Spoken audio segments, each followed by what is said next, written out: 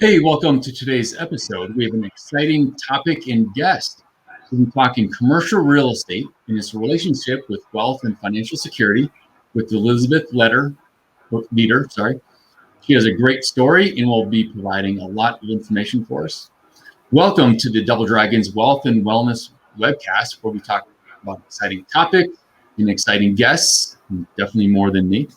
That will revolve around various facets of building wealth, wellness, and financial security, and to live a better life with purpose. I'm your co-host, Shane Callahan, founder of Endurance Wealth Planning, where we focus on building wealth utilizing a modern financial planning process. And my co-host is Benjamin Martin. Welcome, Ben. Thank you. It's going to be an exciting one. I know we've got a fantastic guest today. I'm BK, Benjamin. I don't care what you call me. Just don't call me and tell me my loan is denied. And I'm a mortgage loan officer with Alliance Mortgage Group, helping people purchase and refinance homes all across Colorado. Awesome. Well, welcome, Liz. Thanks for being here today. Thank you for having me, Shane and BK. I'm really happy to be here. Sure. So the first question I think a lot of people have, and especially myself, is what is commercial real estate? Oh my, commercial real estate is a lot of things. Commercial real estate, first of all, you can be an investor, a tenant, owner, user in a building, own land, so many things, and then so many asset classes. So really you're not dealing with a single family home. If you're dealing with multifamily properties, you're dealing with more than 6 units for it to be in the commercial real estate world. And then you're also dealing with industrial properties. You're dealing with retail properties. You're dealing with office properties. So it's really, and many more, it's really quite comprehensive, the whole commercial real estate world. And I feel like so many people think it's out of their reach, and it's not. Well, it's a good kind of segue into, how can someone use it to build wealth? Absolutely. If you're starting off to build wealth in commercial real estate, a great way is to possibly start investing in a smaller multifamily unit that is more affordable. And part of it, though, oftentimes you may have to have some investors go in with you. So create an LLC and you all can own it together and generate revenue. So, for example, on a multifamily unit, let's say it's a little rundown, there's 6 units. This would be called a value add situation where you purchase the unit and you see if it's not in great shape, the rents probably aren't at market rate. And so then you would want to put in a little investment to fix it up, which, there are ways to write that off on your taxes ultimately down the road, or have some tax ways to deal with that. And then you can have a great return, 4 to 5% typically, in lieu of going to a money market in your bank where you may get 0.5% of a return, leaving your money sitting. So you can make this investment and start getting this great return every year on that investment. However, but one of the things you probably want to start small if you're first time playing, managing a property. But another thing you could do is buy an office condo, for example, and lease it out to a company and have a return on that. And, and if that's a triple net lease, that would mean that the tenant would be paying for their taxes, their pro rata share of the taxes, insurance, and operating expenses of the space. So it's a great little situation and really great ways to earn money. I love that. I kind of have a lean towards real estate as well myself.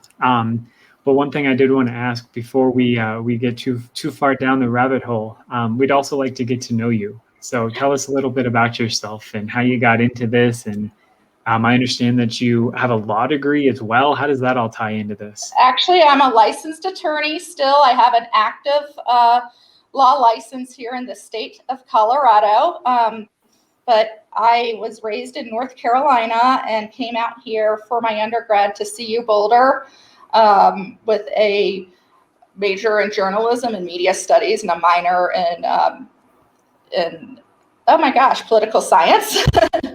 And I really loved with my major how the laws and things behind how people send and receive information. This is a great example on a mass scale. And I started off wanting to do either intellectual property law or working for against the FCC on broad policy decisions and making. Ended up my first year in law school in California and transferred to DU. While I was at DU, I actually ended up in the criminal defense clinic and did really well with that as well. So dipped my toes in a lot of things and worked also for the company at the time that owned Einstein's Brothers Bagels and did some real estate with that and clerked for a lawyer who also did real estate in North Carolina. So had an interest in that and then graduated and got licensed in October of 2007. And then the economy crashed. That was super fun. Worked for about 7 years as an attorney and decided I needed to switch gears. It just wasn't my cup of tea. And realized along the way that I probably should have been doing commercial real estate a long time ago. I was in a high school that was near an abandoned factory. And back when I was 17 years old, I used to sit and go, I would love that factory. What can I do in there? So, kind of a rough time when the economy crashed, 2007, 8, 9, started leading me to this different path. And I now love what I do. And I've been at this almost 7 years.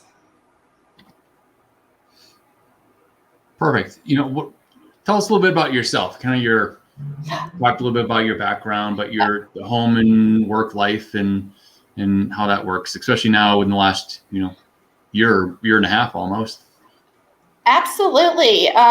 So I am married and I live in Lakewood and I have a 3.5-year-old daughter. And like most other people in this world, we had her home a couple of times during the pandemic. Luckily, though, we ultimately got her back into an in-home daycare that she had been in. We felt comfortable, but certainly, the balance has been hard this year. And I'm also, for example, on Tuesday, I moved my 76-year-old mom from one apartment to another. So I'm juggling a lot. But, one of the things I do with my clients is I'm honest with them. I say, hey, I'm moving my mom on Tuesday. I'll be out of pocket. And I find that's really important is to just tell people what's going on and they will respect you and honor that because they have the same things also happening. When I first got in this industry, I was told not to bring my kiddo to tours, even when she was a baby, but guess what? Everyone does it now. So the pandemic has changed things for the better for a few things, and people respect that you have a life and family, and sometimes they are going to integrate and mesh together. So, and that's what's been going on with me right now in terms of kind of handling it all. Yeah. So definitely. getting back into the to a question for you. You mentioned a lot about the pandemic and stuff like that. What are you seeing in the market right now? What's going on with the commercial real estate? I know that a lot of people are really interested in how all this stuff is kind of affecting that. Well, first of all, it depends on the asset class. So let's talk about industrial.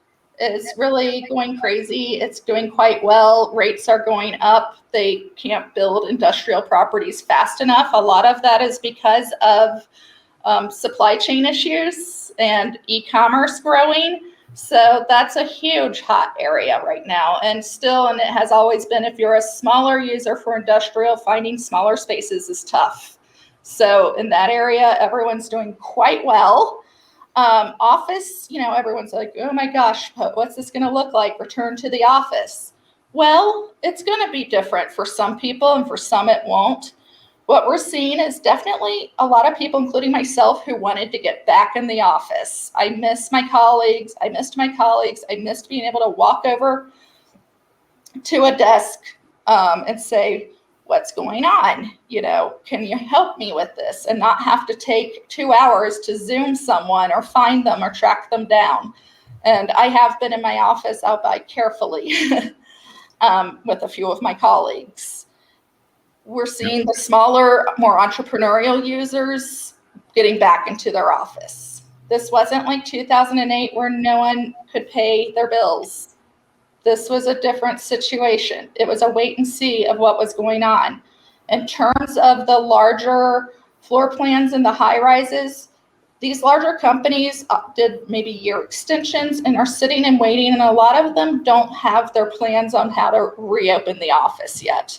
So that's where we're seeing a lot of potential sublease space, but they're still in the space. So they're still working on this, but I suspect you'll see, and you've heard probably about this hybrid types of working now. You're going to see people out of the office more because they know it can be done, and people have lives.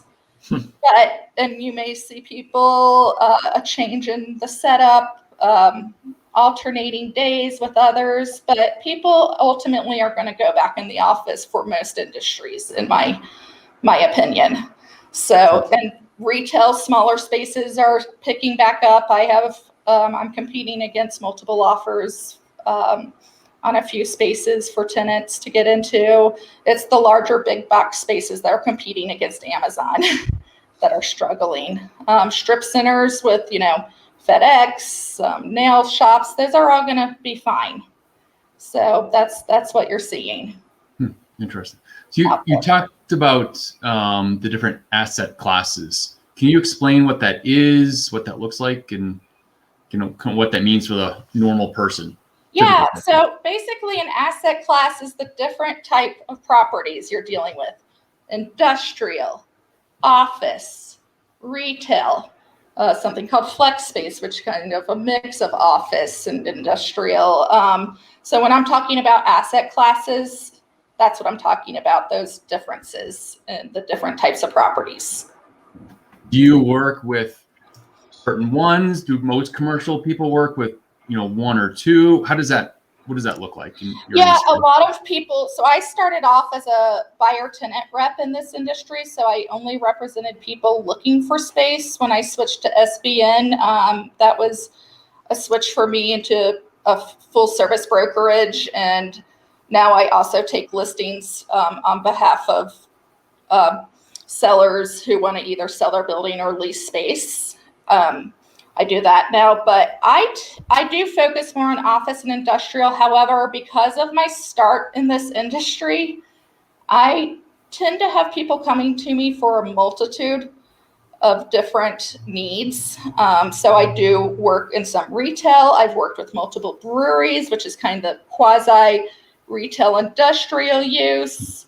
I've worked with a nursery. I work with a lot of different users, and it's because of my background, and it's because of how I started off in the industry. And if there's something that I don't understand or that I'm not as proficient at, I typically will partner up with someone who really that is their focus, so I can give them the best service possible. Yeah. Now, with those, whether it's different asset classes or different pieces of the industry, can an individual that says maybe I'm not finding that rental house right now, is there opportunities for those type of people in the commercial space, or is it generally for larger companies to invest in?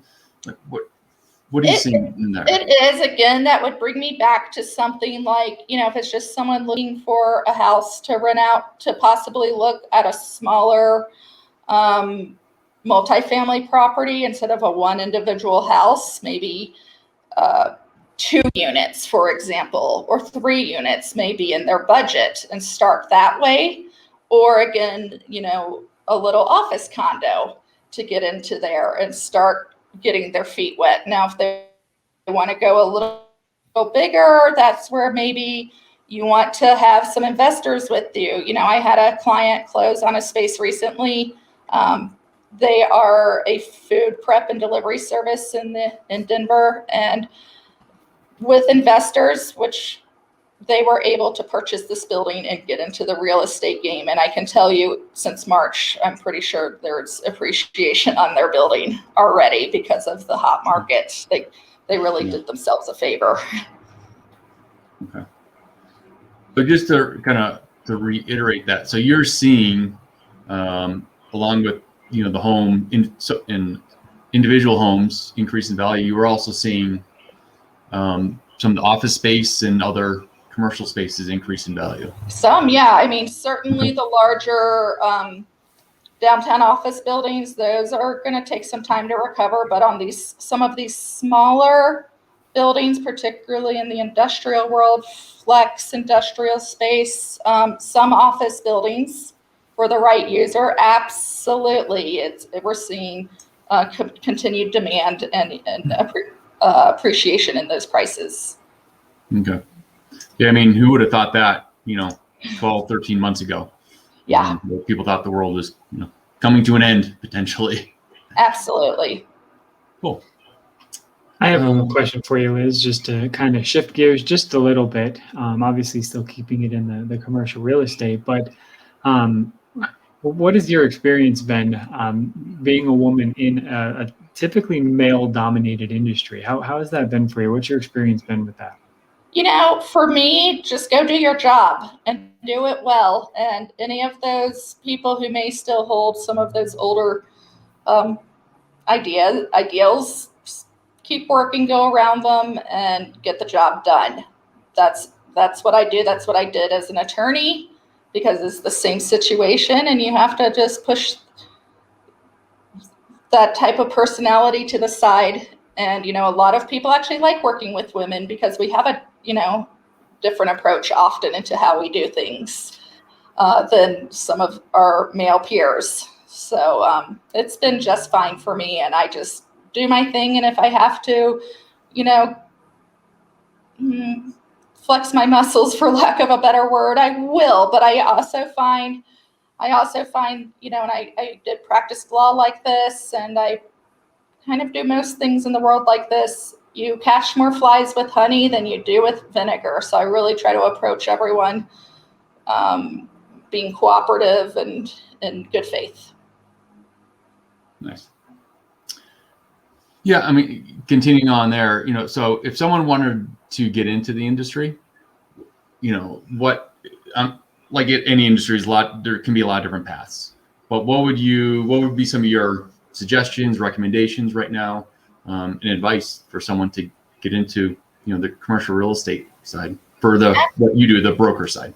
Absolutely. Well, first of all, I never went to the residential side. I jumped right into the commercial side, and there is a significant difference on how business is done and what you're looking at. And when you're dealing with businesses, typically some of the emotion is not there that you're dealing with homeowners. So, and you're dealing with very educated business owners on a whole in the commercial real estate industry. So I suggest, if you're in school and you're interested, maybe intern with a company like ours or anyone else to kind of learn the ropes and see what you have to do. Now, if you're looking at a career change, just like residential real estate, I mean, you're going to have to build your business. So you may have a deal and then wait 10 months and not have another deal. So you have to be prepared for that. But we're always looking to train someone up. And I literally jumped in and because I've lived here since 99 and just started marketing and learned and went for it. And was it scary? You bet. But you just go for it and do it. And I've had so much fun learning it. And I love mentoring individuals who want to move into commercial real estate. Nice. So Liz, along that note, why do people enjoy working with you? Why would somebody want to work with you over anybody else? Well, there's a few things. First of all, I hit on it before. I'm really honest, and I'm just going to tell you what's going on. I'm not going to lead you astray. I really want to see people succeed. So with my legal background, I have high ethics and professionalism standards. And so I'm not going to just get a deal done to put money in my pocket, because that would just be unfathomable to me, I'm really going to protect you and say, I don't think this is the right idea for you. Stand back. So I really do take some of my legal background and utilize it in my brokerage background. Also, I know tons of attorneys, and so I can read the legalese, and then I can work with them well and speak with them very cleverly about your situation. I'm going to try to make sure you are taking the proper steps to protect yourself, and also at SVN as a whole, this matches what we insist on doing as a company of being ethical, professional, working with our clients, colleagues, and communities fairly, and really just giving my best service to you. And I'm going to pick up the phone. Also, a lot of brokers don't pick up the phone, and I'm going to talk to you. And that's a big one. So along that note, speaking specifically to you, what's the future of your business? And I want you to answer this in two parts. I want you to answer it. One, what's your personal future? What do you foresee for your personal future? But also, what do you kind of foresee for the industry coming up? I mean, we have a new president. We have a lot of stimulus that has been going on. So can you talk to both of those aspects? I sure can. So for me, like I said, it takes some time to build your business. And I'm very much like this, a relationship type of person. I'm not as much on the phones as maybe other people might be, just because of my deep roots here, my ability to network well. So actually, believe it or not, during the pandemic, last year was my best year in this industry. And I'm looking to probably double that this year, maybe more. If these deals get completed by the end of the year. Commercial, by the way, takes a lot longer often than residential, so you have to have patience, but it's really rewarding. So for me, I see a lot of growth. I continue, I have a great educational background, but I continue to learn every day, and that is exciting for me, and get new challenges. So I look forward to expanding my business for the next many years, maybe take more of a leadership position in the next few years as my child gets older. So that's personally. And then for the industry, it remains to be seen quite what's going to happen. Of course, we all want to help our country, but, Biden right now is planning on getting rid of 1031 exchanges, which allows you to avoid capital gains costs if you find another similar property and purchase that when you're selling a property. So that's something, professionally, I don't want to get rid of because it hurts our industry.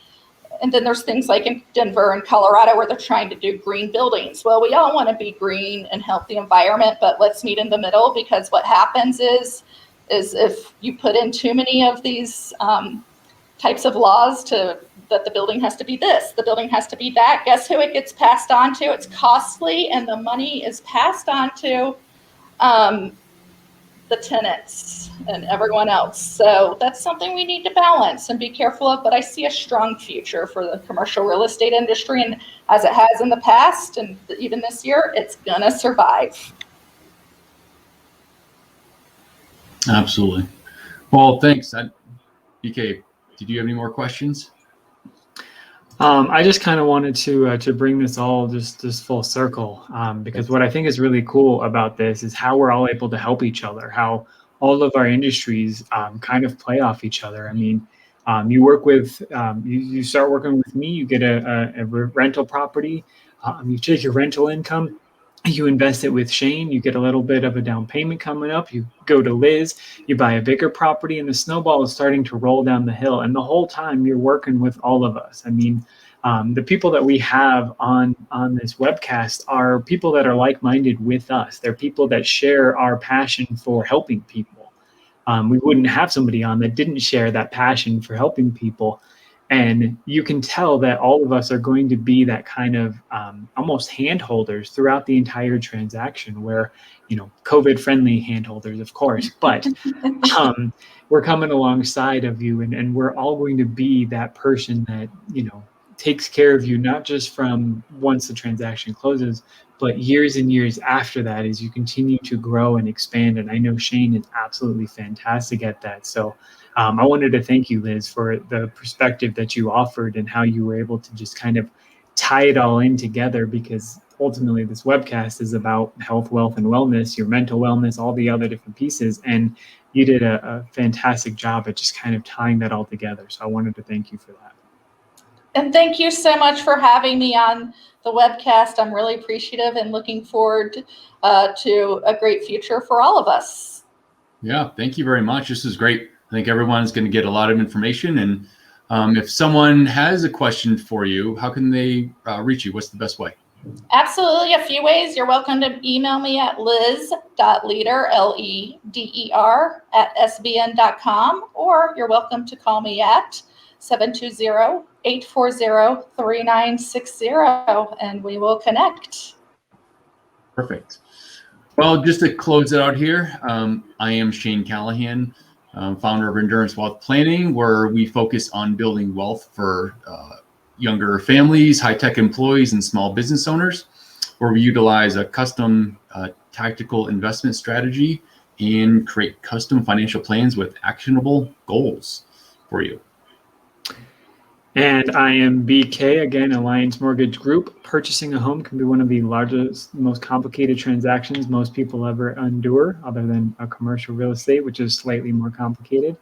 But I'm here to help you turn that nightmare into the American dream. So I am your local mortgage puzzle solver, and I am here to help. Happy to do so. You can email me, bk@amglending.com. You can call me. My cell phone is 720-575-1999. And look forward to helping you guys. Perfect. Yep. And I didn't say my contact. You can endurancewealthplanning.com be the best place to get the email and phone numbers, and check out our other videos for more great information. Thanks, everyone. Bye. Thank you. Thank you.